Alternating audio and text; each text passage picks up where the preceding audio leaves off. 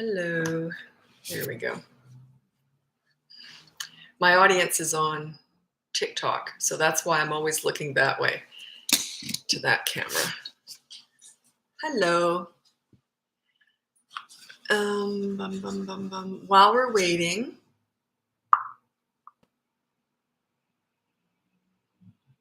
oh, interesting. I was just reading, hosts must be 18 or over to go live.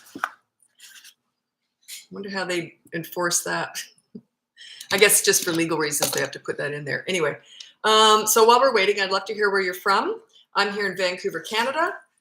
Yeah, I'm just getting a hot flash. Actually, I don't get hot flashes anymore. I just ate too much. If you eat too much, I always get sweaty after I eat too much. I just ate too much. So that happens. Ottawa. Hi, Ottawa. Never been there. I'll get there one day probably.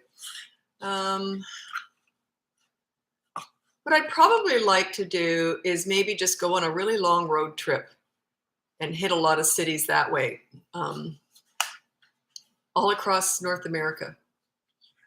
Be interesting, wouldn't it? North Pole, Alaska. Wow, excellent. But Alaska's not the North Pole, or is it? No, it's not. Is it? Is North Pole Alaska?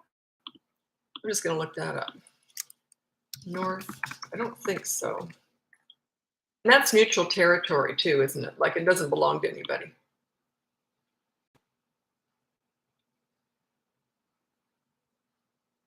Okay, I'm just looking up the North Pole.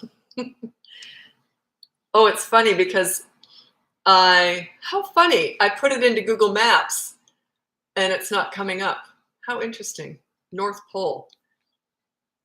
Wonder what's coming. That's weird. I don't know why. Anyway, Jersey. You know, I get really obsessed with trying to figure out where everyone's from. I just find this fascinating. I love hearing where people are from. I've only lived in 2 countries in my life, long periods of time. Canada, I was born and raised here, and then I was in Australia for 20 years. So, and I'm not one to see tourist attractions. So when I do travel, I have zero interest in like the Eiffel Tower or anything like that. I wouldn't have any interest in that. I love walking the neighborhoods and getting to know people. I like the culture. I like just getting to know the locals. So that's how I went to New York. I never saw one tourist attraction. I had to walk through Times Square to get somewhere. And that was the only sort of tourist area I even saw. Love New York. Thoughts on Trudeau? Oh, I'm not going to discuss politics. Georgia. Hi, Georgia. Don't get a lot of people from Georgia here. New Jersey. I always think New Jersey's part of New York, and it's just on the other side of the bridge, isn't it? I think so. Anyway, okay, I've got enough people here, so let's get going. My name's Lisa. I'm a parenting coach. If you go on my website, it's bratbusters.com. You can hire me for coaching, buy one of my courses, or download my free behavior board.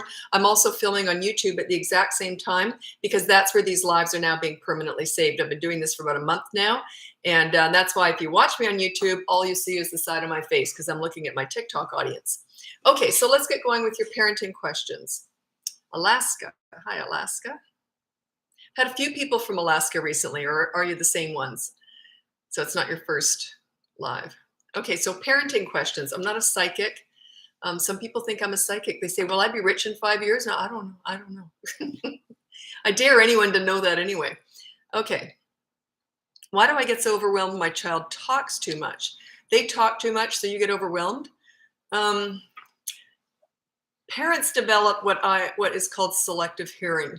You only pick up what you need to hear sometimes because it's unreasonable to expect to be able to listen to everything they say.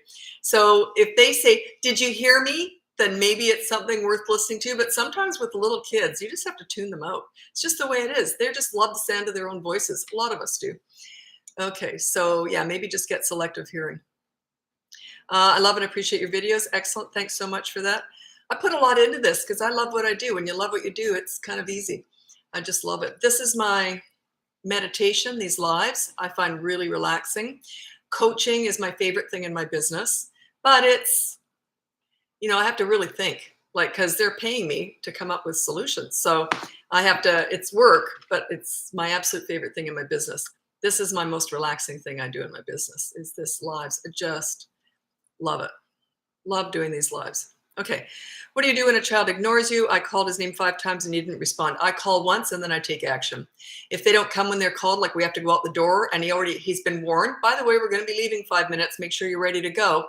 And then if they're not, and then I would say, okay, we're leaving now. I don't repeat myself. I'd go and get them. And then when you get them in the car, say, by the way, you ignored me. So there's going to be a consequence. It's no big deal. It's just something little. It doesn't have to be a big deal. But discipline doesn't have to be huge. It can just be something little. Hey, I didn't like that. You ignored me. So I'll tell you what, later on, you're going to brush my hair for 5 minutes. Do you understand? Even if they enjoy it, that's bonding. It's still something they wouldn't have thought to do. It's still a sign that, hey, I'm a leader. I know what I'm doing. I just did a video on that yesterday, I think, and I said, do punishments have to hurt? Like, I don't mean hitting. I mean, like, does it have to be really bad? No. If they do something bad, get them to do something good. Sometimes they might enjoy it, like chores or helping you do laundry or something. If they're really little, they'll often enjoy that. That's okay. You're still sending the message. You did something bad. Now you're going to do something good because of it. You said, how do I socialize? I don't know what you mean. I'm a parenting coach. I'm not a psychic. Is that what you're wondering? Yeah. A lot of people think I'm a psychic. Okay, you got a toddler who's taking toys away. A toddler to me is 1 and 2 years old. They don't really understand sharing at that age. Just make sure they've all got toys. And when they do take a toy away, take it back and say no. And then you got to be quick, though, so they connect what's just happened. You say no and you hand it back to the other kid. Then you can give them something else instead. Thoughts on hitting children? Yeah, it's like yelling. It's not necessary. You're just doing it because you don't know what else to do.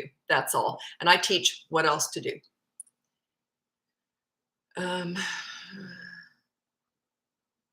Overstimulated. Yeah, just tune them out. That's okay. You don't have to listen and validate every single thing they say. They don't expect that, by the way. I remember once, I don't know which one of my kids said it, and they said, could you please listen to this? And then they told me something important because they knew I wasn't listening. Mommy, can you please listen to this? Oh, okay. What? Who? They don't necessarily care if you're listening, believe it or not. They don't always care that you're listening. My kids, it would have been my daughter, I think.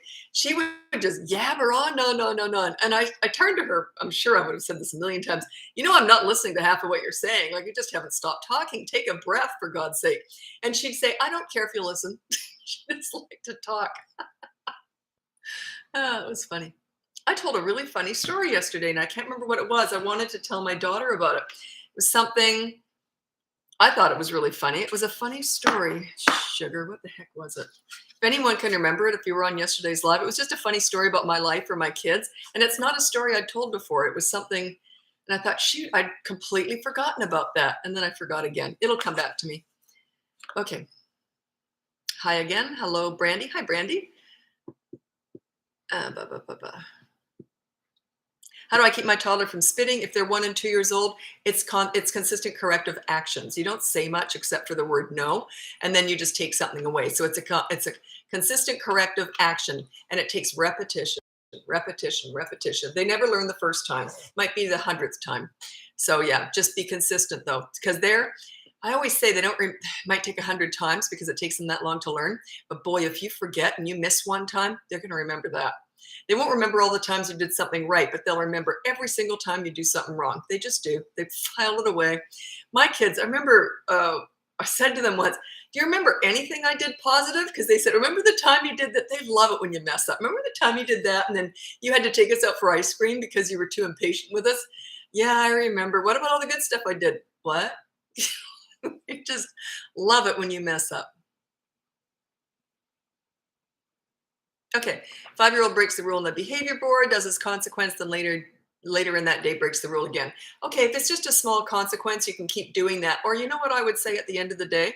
I'd say, I'll tell you what, you hit the dog or whatever it is 5 times today. So we're just going to go right to the big discipline. There's always 2 disciplines, 2 punishments, 2 consequences for the kids. The first one is a positive action. That's the one you've been doing, right? Okay, clean a window. Every time you do something bad, you clean a window. So they've been cleaning windows all day long. So what I would say is, the end of the day is, I'll tell you what, You did that a lot today, so we're going to do 24-hour media blackout. That's the secondary consequence or punishment, and that's the negative deprivation. That's the one that you resort to. You always start with the first one, the positive one, then you go to the negative one. So if it's a whole day of them breaking rules, just say, we're just going to go to the big kahuna, and that will be the negative deprivation. The big kahuna, I don't think I've said that in years. Where'd that come from? Is that rude to say something like, is that rude? It's a very old saying, but is that rude? I think Gilligan used to say that on Gilligan's Island. Okay, I'm old. It's okay. Sometimes I'll say something and it's rude and I don't know it. And people will tell me, like, let's say, do you know what that means? No. So, big kahuna, that's not rude, is it? Is that rude? Oh, I can't even say what it is, but I was saying something in front of people for a while. I was out somewhere with someone, and I kept saying, ooh, it's such and such. They finally said, are you even aware of what you're saying? And it was something really derogatory. I had no idea. Anyway, 3-year-old picky eater. Okay, here's what my kids had to choose from. They were both, especially my son, picky eaters. And they had the choice. You can either have this healthy food or that healthy food. I was a real health food nut. I made everything from scratch. I hate cooking, but I did it anyway. 30 years of that. Oh God, I hated it. Anyway, I mean, I just hate cooking. It's not my thing. So, but I made everything from scratch. And so they didn't have a choice. It was either this healthy food or that healthy food. So they knew there was nothing really like they didn't get treats every day or anything like that. So they knew that if they didn't eat the healthy stuff, there was nothing better coming along. That's one way to look at it. Another one is I catered to their taste buds. I really respect that. I can remember as a kid, I did not like liver or onions. And I was not a fussy eater at all. But those were two things I did not like. But my mom found out that if she gave me liver and put HP sauce on it, I liked it. But the onions, that took me years to like that. And but yeah, so she just sort of catered to my taste buds. And I still liked really healthy food.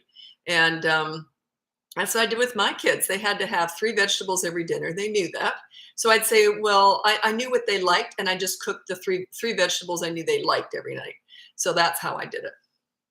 But I do believe in sort of catering to that, their taste buds. You can always find healthy food, but I didn't have any junk in the house. So get rid of all the junk. Then they know that that's not there as an option. 3-year-old protests during non-preferred activities. Any suggestions? Well, I need an example of that. I don't quite know. So if things aren't going their way, they want to play something else and they're playing something they don't like, I would say, well, go sit in a chair then. Like if you're playing with other kids and they didn't like that, say, well, then go sit in a chair. I don't care. You know, I'm sure there's times when they get their way too, right? That's part of the sharing, not catering to all their little whims. You don't want to do that. That raises that self-entitled snowflake. It's my way or the highway. That's why I always say you don't have to validate every single feeling and thought that they have. You do not want to do that because you raise self-entitled snowflakes. It's like, well, you didn't validate my thoughts when they're 21 years old. You didn't validate every single thought. I'm just the bus driver lady. Like you don't need to raise them like that. It's okay that they have thoughts and feelings and stuff that are not always validated. I ignore the negative stuff. Yeah, like if they're having a tantrum, I don't validate that. No way. They eventually learn that they go towards what gets validated. Oh, you know, if they do something really, really nice and they're good kids and everything's going along great, I validate all that. But the negative stuff, I'm not going to feed that. I'm not going to grow that. I'm not going to water that. That's what you're doing. Anyway. Okay. This is a good one, and it's a real psychological thing. I'm going to try and simplify it more for me than you, probably. Tips on how I can teach my child about self-love as a priority. Okay. My main goal with my kids was to raise confident children with high self-esteem. Okay, I just got an email. I mean a message. I have to answer this. Sorry. Sorry, I have to answer this.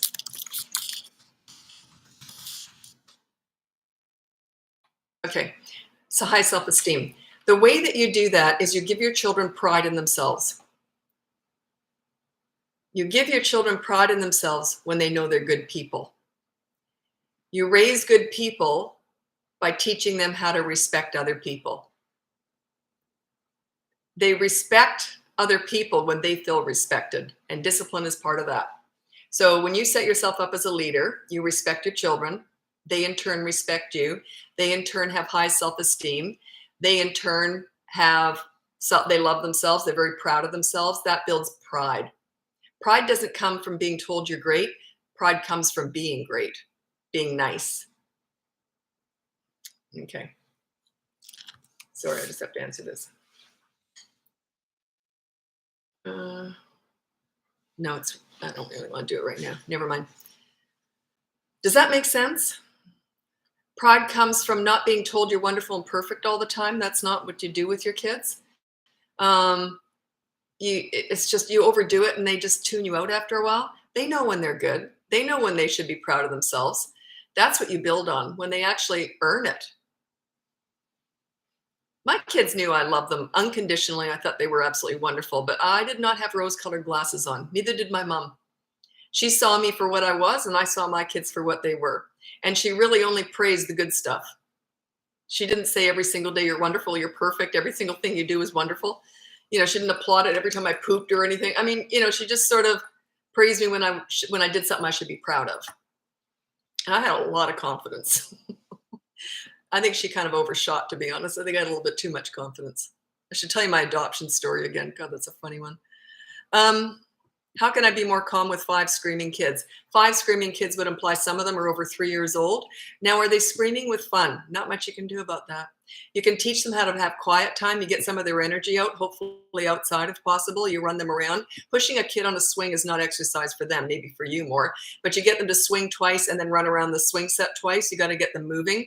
And then it's fair and reasonable to say, okay, we're going to have some downtime now. So quiet. We're going to have some downtime. You can play with kinetic sand. The kid who starts screaming, okay, you can sit there for just 2 minutes without touching it. So you just maybe sit them in your lap, or it's not time out. You're not sending them in the corner, but you're just saying, okay, so you just screamed. That means for a whole minute now, you can't touch that kinetic sand. They'll eventually learn. Does teasing children make them tougher? No, it makes them feel like crap. I was a horrendous tease, but only with scaring, that kind of stuff. But teasing kids, no, not so much. I was pretty careful with that. I always say I was a horrendous tease, but I was pretty careful with that. And I never, ever, ever teased about crushes, matters of the heart. I never teased about anything superficial.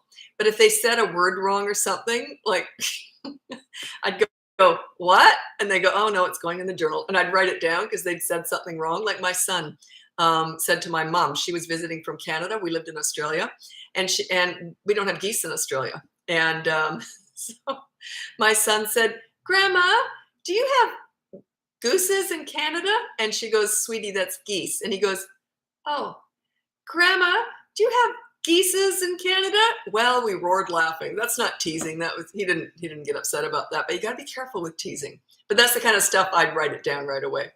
And he'd go, oh, great, here she goes. Obviously, I said it wrong. Romanian girl, learn a lot from you. You've been here before, haven't you? Thank you very much for your support. That's why I'm on here, because I know I'm helping people even just on these lives.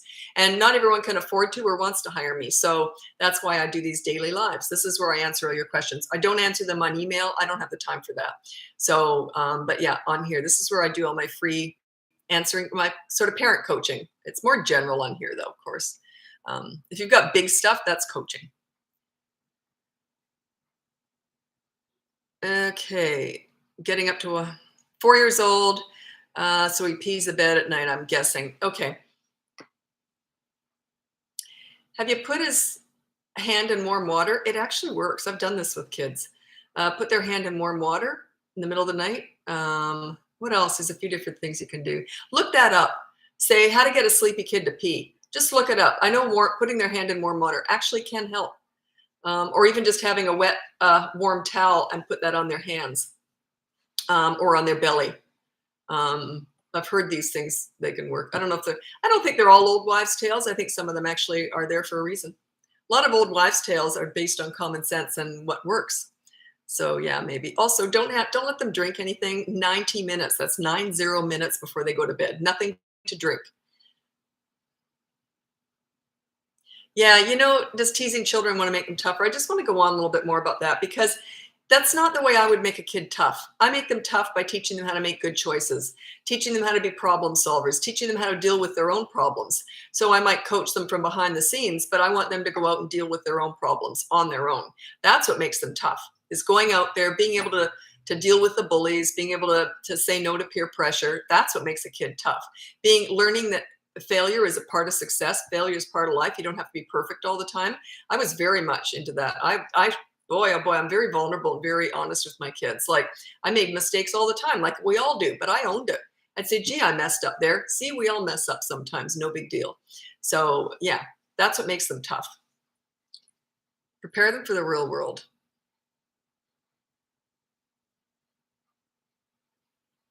Is 3-year-old too young for allowance? I started my kids with allowance at 3, and I used Mom's Bank. You know, there's a whole video on that, Bratbusters Mom's Bank. You can just look it up. And I used a journal and I wrote all their allowance down, and I gave them allowance every Saturday. Throughout the years, it just opens up all these conversations. It's a really great time to just have, it's not a mini therapy session at all. I was going to use that, I hate mini therapy sessions, but it's like a little time where you can just, hey, how are things going? As they get older, they're teenagers, they still come running when you're going to be giving them money, right? So you come out, oh, how's the week gone? It's just a great time to check in too throughout the years. But yeah, I started my kids at 3 with allowance. Plus, let's say you have a 3 and a 4-year-old, you have to back pay that 4-year-old as if they started at 3. So just start the allowance real small if that's a problem. A 3-year-old always throws things or kicks me when angry. I actually have a course on that. It's toddlers who get violent. What did I call it? I hate the name of this course. I'm lousy at this stuff. I just don't know how to name a course.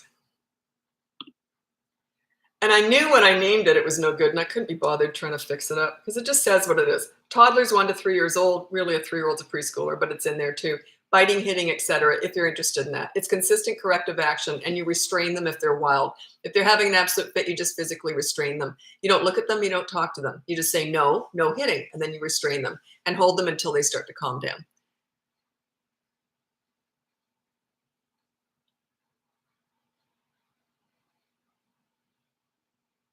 Okay, siblings always bickering over the same toy. Yeah, I'll give you an example of one of my sharing stories. I have 3 sharing stories. This one might help you out. Let's say they're fighting over something. Let's say they're 5 and 6, whatever, and they're both fighting over something. Let's say, I'll tell you the swing story. If I was to take 2 kids to the park and there was one swing, I would say, I'll tell you what we're going to do. We're going to flip a coin to decide who goes first. And the person who goes first gets 1 minute of swinging. Every turn after that is 2 minutes. So the first turn gets half the time, but you get to go first. And then the next time you go to the park or the next time there's a sharing incident, then the other one goes first. So they get the shorter turn. I would do that with toys too. I would say, okay, you get to play with it. You just have to do it back and forth and back. They're going to get so sick and tired of being timed. They're going to get very bored with it. They'll just learn how to share. That's the idea behind that. Okay, just a sec. I got to answer this again. Sorry, I got so much going on right now. I got a lot going on. Okay. Just a sec. Time is it for? Okay, I got time. Okay.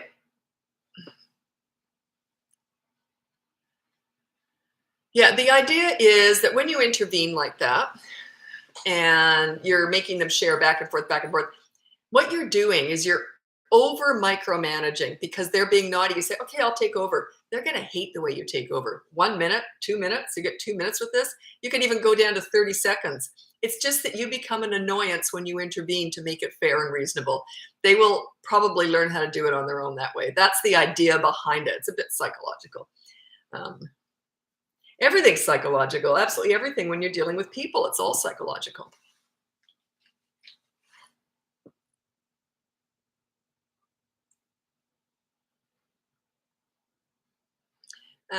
Anastasia, I don't know what's going on there. That must have been a continuation. Okay.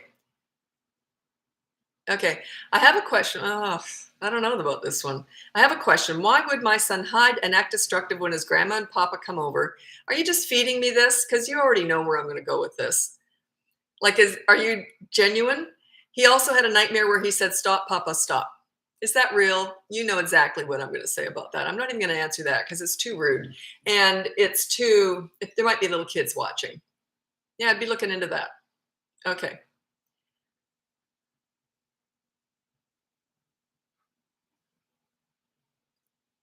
Five-year-old keeps using washrooms, words at school. Oh, potty words. Oh, teacher says he's doing it on purpose. Help. Okay, so poop and pee and all that. Is that what you mean? So yeah, just say no, no naughty, no bad words at school, and say that's considered bad at school because you're out in public. You know, there's private things you can say it privately to mom and dad, but when you're out in the real world, you don't talk like that. So yeah, just have a consequence. Say it's 5 years old. Just say when you do that, when I hear the teacher will let me know when you do that, and when you do, there'll be a consequence. Okay, maybe get them to clean the toilet.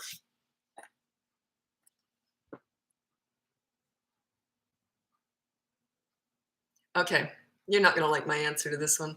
What if the kids do something they shouldn't that isn't on the behavior board? Here's my answer. I get this every single time I get new clients, every single time. They say, and because they may come to me with 50 things the kids are doing wrong, 50, whatever. And they'll say, here's what I want to address. I literally got an email from someone, or no, I always put on the questionnaire after they've hired me. I say, what do you want help with? It was like 2 solid single line spacing pages of what they wanted me, and another thing we want you to work on. And they bought 1 session. And another thing you want, and another thing I want you to work on. In 60 minutes, you want me to. So anyway, I don't do that. That's not how it works. What you do is, and I pick what you're going to work on. Sometimes I'll say it's not that important, but other times I'll say, no, this is what we have to work on. And it's not always what you want. All we're doing is we're picking a behavior that I want you to work on. And so you pick one behavior. You are teaching yourself how to be a leader. I don't care about the kids. The first 2 weeks is just about you. By the third week, they're kind of getting on board too. So you're just learning how to be a leader with one behavior per week, one new one per week. You get to 3 of them, 3 behavior boards on the wall by the end of that, by 3 weeks. You'll have 3 of them. So they might be doing 30 things wrong, but you're only addressing 3. What happens is once you start getting good at this leadership stuff and you start to become a good leader, the bad behavior just drops away because good leaders get respect. When a child respects that person, they don't act out with that person. They just don't. They know when they're naughty. You don't have to say, by the way, another thing I want you to stop doing. They just kind of do. I've worked with hundreds of kids. And once you get their respect, they bend over backwards trying to please you. That's what you want with little kids. You want them to look up to you and want to please you. Teenagers, no. You don't want that because you want them to think for themselves. You don't want them to look at you like that. Like, just what do you want me to do? That's ridiculous. You want them to be independent thinkers and be their own leaders, but they'll come to you with the big stuff and they'll tell you everything. That's your goal.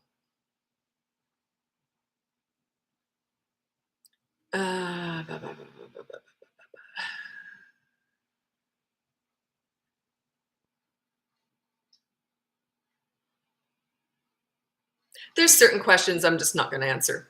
You know, you can guess which ones. Okay. How do I stop my 1-year-old stop screaming loudly? It's just a stage they're going to go through. Just make sure it doesn't get any attention. So I would turn away when they do it. At 1-year-old, just kind of turn away. So they scream, you just turn away and that's it. They'll eventually learn. Then when they talk nicely, then you start talking to them. It's going to be a while and it's usually just a stage. Unless it gets attention, then it'll keep, you're feeding it. Attention is food for all this stuff. That's why you ignore tantrums. You don't want to feed it.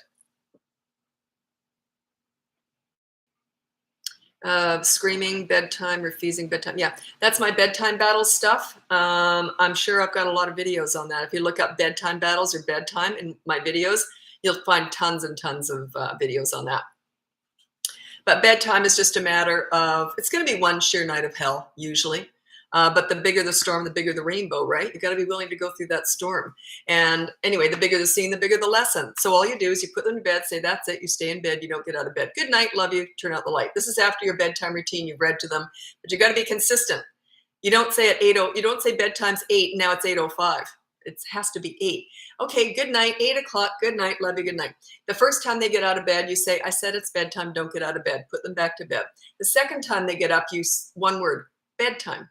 Every time after that, you don't look at them or talk to them. You just quietly and calmly put them back to bed. They may only have one body part touch their bed. I don't care. And then they'll zip out of bed again. You just keep putting them back in, putting them back. You're bigger stronger, you can outlast them with that. Sometimes it can go on for hours, depending on how you've trained them to do this. Like they're doing that because they know that they can get away with it. That's the only reason they do that.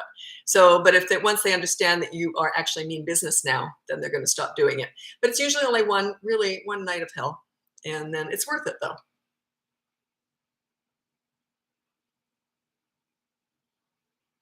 Uh, I ignore my girl when she does it. Okay, I don't know what you're talking. Okay, you're talking to someone else. So, I always get snoopy, but I get dizzy when I try and go back and find who you're talking to. I get all dizzy. I'm old. You get dizzy. You get vertigo when you get older. When you see old people fall over, it's just because our inner ear is just not as balanced as it once was.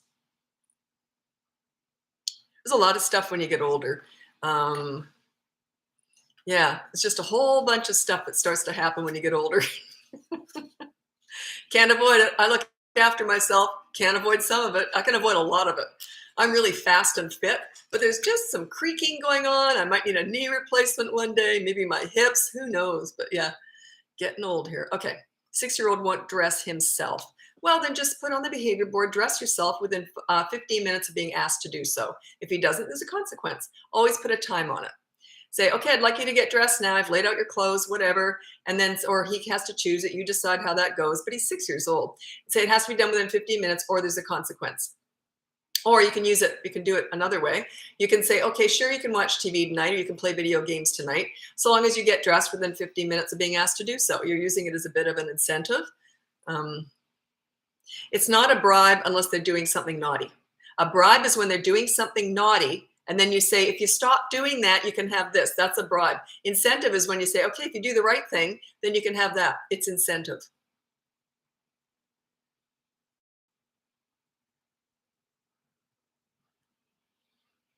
Yeah. If my child is having a tantrum in a public place, do you leave and let them have tantrum or let them? Okay, you don't leave. You're right there. You stay right there. Is that what that Benny was saying? Do it right there. I don't know. Anyway, so like I'll tell you my son's, his second to last tantrum. He didn't have a lot of them, but he had tantrums. My daughter never did. They're born that way. It's just they either have them or they don't. So anyway, we were in a mall walking along. Nothing was going on. He was 3. Nothing had happened. I wasn't talking to him. We were just going towards the parking lot. And he started having a tantrum. Who knows why? Who cares? Anyway, so I pulled him away from the stairs, and it was a very loud, busy mall, so he wasn't disturbing anyone. And I pulled him up against a store window, and then I pulled out my nail file. I'm just standing there waiting. Now, he already knew the drill. He knew Mom was never going to feed that. So his tantrums were getting less and less because he knew Mom. They would last longer with Dad. He was more of a pushover. He's a great dad, but I was more the leader, right? The disciplinarian. So anyway, he's having this tantrum and I'm filing my nails. I'm just ignoring him. No freaking way would I feed that. Attention is food. So anyway, so the funny part was all these young moms kept coming up to me and saying, oh, you should give him a hug. He needs a hug. Validate his feelings or whatever they were saying. And I'm like, keep going. They didn't know what they were talking about because I already had tons of experience with kids. But all these grandmothers and older moms with older kids kept coming over. Good on you. You know what you're doing. And yeah, I do. Just ignore it. He eventually got up. It didn't last that long. He eventually got up. And I said, oh, you all done? Okay, let's get going. I would not discuss that. There's no way I'm going to discuss that. And it just didn't go on for that long. And then I just said, okay, let's get going. So as soon as he calmed down, you see, I'm the calm. He's watching me. I'm calm. I'm ignoring it. I'm just waiting for him to join me in the calm zone. I'm on the high road. He was on the low road. There's no way I would join the low road.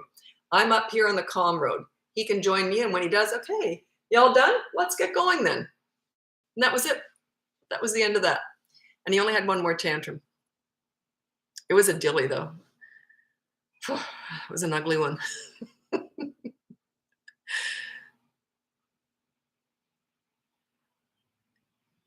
Okay, 18-month-olds having several tantrums a day. Yeah, that's quite common. They are learning, they're processing it. It's usually just a stage.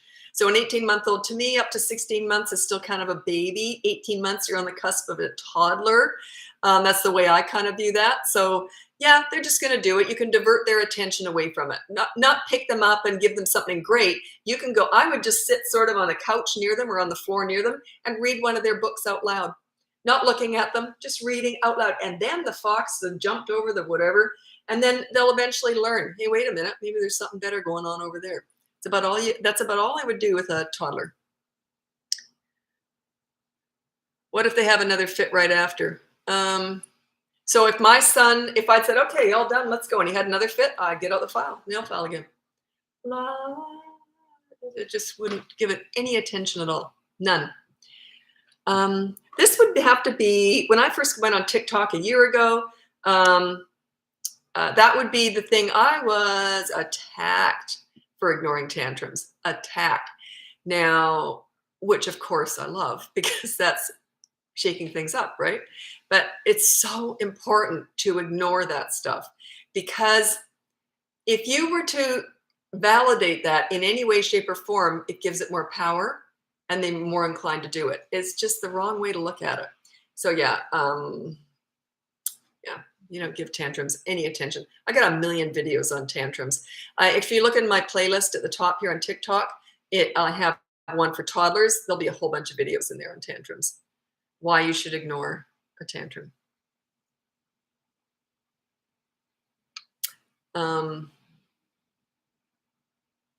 Should I tell the swing story? Maybe. If it comes up again, I'll tell the swing story. It's the best example of why you ignore a tantrum. Okay. My husband forces apologies, age 3 and 5. I want them to mean it, not lip service. I have such a thing about this. Do you know another thing I hate? I hate it when people do something and then they go, sorry, and then you go, yeah, but I'm still upset. And they go, you're not very forgiving. I said I was sorry. Like, no matter what they do, they say one word: murdered my whole family. Sorry. And then if I don't forgive them, there's something wrong with me. It's a way of switching it around. That one word is often a very manipulative, passive-aggressive word. Sorry. Yeah, but you made me wait in the rain for half an hour. I said I was sorry. You're not very forgiving, are you? We've all known someone like that. It's a very manipulative, narcissistic personality trait. But yeah, the word sorry is so overused. Is another one that I hate. That's not who I am. Like, it wasn't my intention. That's not, yeah, it was. We don't say anything by accident. We can do things by accident, drop keys, whatever, but we never say anything by accident. Everything that comes out of our mouth is based on who we are. And it is who you are if you do it. Anyway, the word sorry is so overrated. Drives me nuts. Anyway, here's how you teach people how to apologize. I taught this to my kids. I did it. I show them how it's done. I do it with people. There's 4 steps to apologizing. The word sorry just starts it off. I don't even care about it. You say, sorry, it was all my fault. That's step number 2. You take full responsibility. You don't say something like, well, the reason I hit you was because you did this. You don't do that. So say, sorry, it was all my fault. I should not have done that. The third one is really important. What can I do to make it up to you? You know, I was late for the movie. How about I buy all the popcorn tonight? Something like that. Then the fourth one is really important too. Don't keep repeating the same thing, or that apology meant nothing. So yeah, that's what I taught my kids. So sorry, okay, so what are you going to do to make it up to me? Like, make amends. Make amends. So say you're sorry, step number 1. Take full responsibility for it, step number 2. What can I do to make it up to you? That's the amends. That's step number 3. And number 4 is it won't be happening again. Or if it does, then you up the amends, and then eventually they'll learn. So that's how you teach remorse. You teach it through making them accountable and making amends. So yeah, that word sorry. Oh, I'll tell you this story. God almighty, it drove me nuts. I had a friend, I lost this friend over this, which rightly so. We both had toddler boys, and her boy was vicious, but she didn't know how to handle it. He would just whack my kid with whatever he had in his hand. Neighbors' dogs. I'll tell you about them in a second. They're really great neighbors. Anyway, so she'd say to her little boy, I'll tell you what's happening in a second. I know exactly what's going on out there. Anyway, she would say to her little boy, every time he'd hit my son, she would say you're sorry. He's like 2. He'd go, sorry. And then that's all she would do with him. She didn't even take the shovel away. And then he'd hit my son. By that time, I'd intervened, and I just stopped being friends with her. So she wasn't teaching him anything. Nothing. Do you know what's happening out there? Is one of the dogs, his name's Bruno, he's highly sensitive. And if he smells, he doesn't like a lot of the dogs in the building. There's tons of dogs in my building. And if he smells a dog that he doesn't like, that has just been out in the hallway, he goes berserk. He just doesn't like some of the other dogs. He doesn't do anything about it. He just goes on and on. He's what you call a snowflake. He's very sensitive. And his little sister just goes along with him. Anyway, they're so cute. Okay, how do I get my toddler to hold my hand when walking? She goes away on her own. Put her on a leash, on a harness, on a whatever you want to call it, on a some kind of a safety thing, on her wrist, or like I like the harness, the chest harness one, and just teach her to earn her freedom. That if she does stay with you, then you can take that off her, but test it in a safe area. And no one's actually had a problem with that. But usually, years ago, when I used to talk about that, maybe people realize now it's okay to keep your kids alive. Like you buckle them into a car seat, why not buckle them in down the street? Do you want them to get run over by a semi-trailer? Like,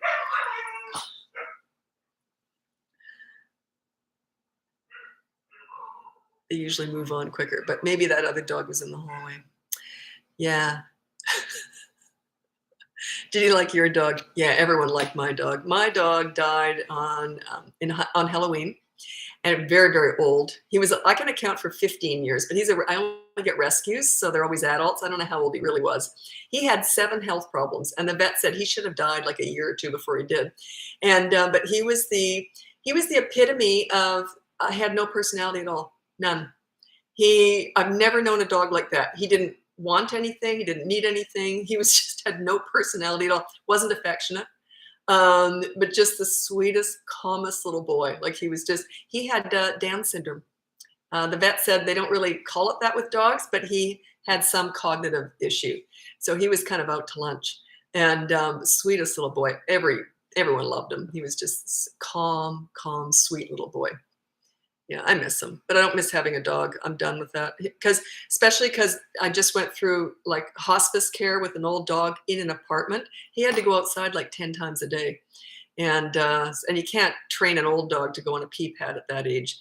But yeah, living in an apartment with a dog. When they're young, they only have to go out 3 times a day, but when they're old, it's like 10 times a day. Okay, that chest harness, I had to turn around my girl. Would you clip in? I had to turn around my girl. Would unclip it. Oh, just have something where they can't. I would literally get a lock or something so they can't unclip it. I would always outdo them with stuff like that. It's like people say, well, childproofing. Well, they can always reach the handle. There's no way they would get into something with me. Like, I'm always going to outsmart them with stuff like that. The only thing that with kids, they have it all over us is technology. By the time they're like 9, they can outdo us with anything technological. But when it comes to safety, they're not going to outsmart me with that. I would literally have a combination lock on them if I had to keep them locked in. She thinks timeouts are a joke. So do I. I hate timeout. Can't stand it. Never done it. Never will. I hate timeout. I think it's horrible. It's ineffective and it's mean. So I agree. Oh, you were saying me. She thinks, yeah, I hate timeout. I won't go on about it. I know a lot of people teach it, but I don't know anyone who does, so I'm not insulting anyone. That's why I don't know what anyone else is doing, because I'm not insulting anyone. I just know that method I can't stand. Can't stand it. I was waiting for your comment. Oh, the timeouts. Is that the one? The chest harness said, turn my girl, unclip it. Yeah, just outsmart them with that stuff, like childproofing. I made my life really easy with my toddlers when they were little. I completely childproofed the whole house. And there was nothing they could get into, so I never had to say no. And we just relaxed and got to enjoy them. Everything was waist up, like above the waist, all the plants, everything. So there was nothing they could get into. I locked everything. With the drawers, though, in the kitchen, I put a stick through all the handles so that I could still open up the top drawer easily, but all the rest they couldn't get to. Had they been climbers, I would have had to have got even smarter. But yeah, climbing is difficult. I would put bells on things that they could move, so alarms or whatever, so that I'm alerted to when they've moved a chair over to climb. I had a client who couldn't find her. It's like a really little kid, like probably under 2, really little, and couldn't find this kid. Do you know where that kid was? The mom had been looking everywhere. It was right here on top of the fridge, looking at her. She didn't even see him. He had used the kitchen drawers, then the kitchen counter, and then the bread box or something, and he climbed up to the top of the fridge. Imagine if he'd fallen off. But here she is in the kitchen looking everywhere for him, and he's above her. She didn't even see him. So yeah, climbers are scary.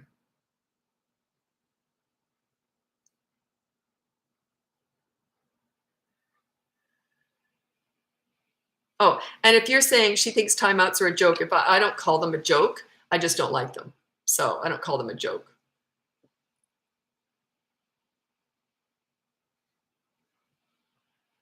2-year-old twins, what do I do when they get upset and tell me to go away? Oh, I'd happily go away and just have some quiet time. 2-year-old twins. Oh, go, okay. And I'd grab a book and go sit in a corner. That's what I would do. Oh, I'm out of here. 2-year-old twins. I used to work, I worked with triplets. I used to do in-home assist. I can't remember what it was called. So some kind of a support thing through the government. So if someone's struggling, they have like a lot of kids, or they're just struggling in many different ways, you know, in all ways you can imagine too. And this one family had triplets, and holy moly. But once they turned 1, I was out of there. Like, I only dealt with the baby stage. I taught them how to, you know, it was just the baby stuff I was helping with. How would you handle your friend's kid? I do not do that at all. I never told a friend what to do with it. I never tell other people what to do with their kids unless they like that. I just wouldn't. That's unsolicited advice. That's just being bossy and insulting. So yeah, I would never do that. I just, you know, you're soliciting my advice here. And I've never told a friend, or I'll never tell my kids how to parent either. It's none of my business. But when they drop those kids off at grandma's house, grandma's rules. They already know that. That's part of the deal. You're going to drop your kids off at my house, grandma's rules. They both said they're going to try and parent the way I did. But we'll see. They'll have their own style. That's none of my business. Okay. I love timeout. I place myself in timeout. It freaks the kids out. Yeah, 2-year-olds go away. Oh, I'm out of here. Yippee. I'll be over in the corner reading a book with a cup of tea. Thank you very much. Okay, I have to run. I've gotta be somewhere soon. So anyway, if you go on my website, it's bratbusters.com. You can hire me for coaching, buy one of my courses, or download my free behavior board. That's on my homepage. It's not on the courses page. It's all very confusing. And if you have been invited into that course, your the recent few I've only sent very few out, but the recent invitations and invoices I've sent out have to be paid by Wednesday, or else you'll miss out on that course. It's just the first run of it. It's just 10 people in it. It's going to be parent driven. You're going to be helping me build this. Mostly taking stuff out. I put too much in courses. Okay, so I got to run, and thanks so much for joining me. Have a great day. Happy parenting. Bye now.